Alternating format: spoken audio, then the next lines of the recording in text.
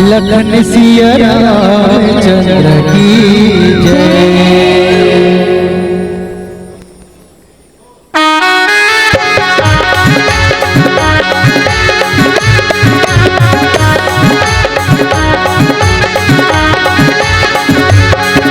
जिंदगी के नए ठिकाना लहर गंगा ले ले जोड़ी लहर गंगा ले लेना।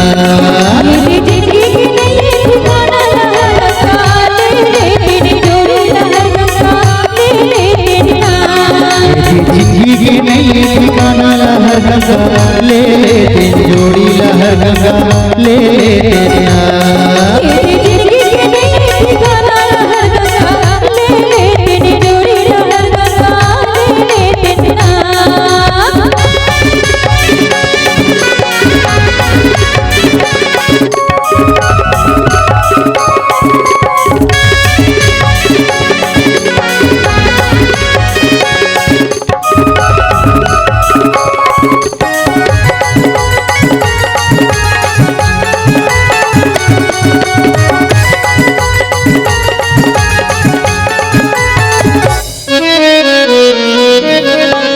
के मेला मजा दे दुखिला ओकर अध गंगा स्नान। पुण्य के मेला मजा दे दुखिला ओकर अध गंगा स्नान।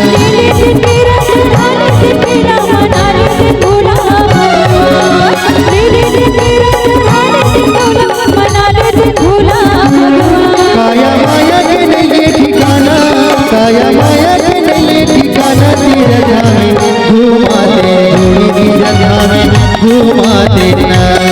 मेरी जिंदगी की नई ठिकाना लहर गंगा ले ले जोड़ी लहर गंगा ले लेना।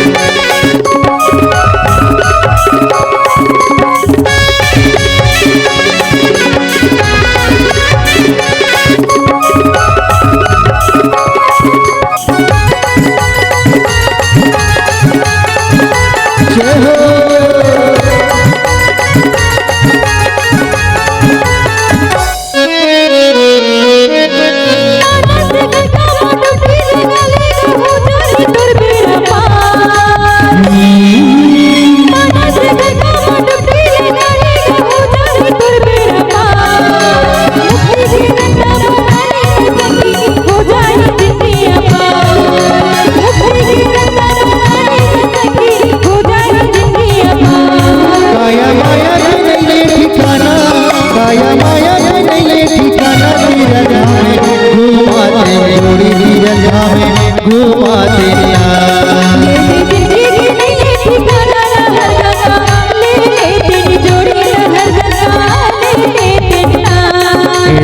जिंदगी के नए ठिकाना लहर गंगा ले ले जोड़ी लहर गंगा ले लेना।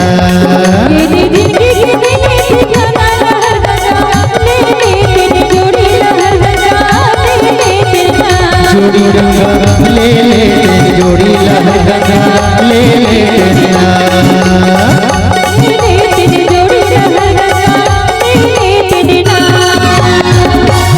लखन सिया रामचंद्र की जय।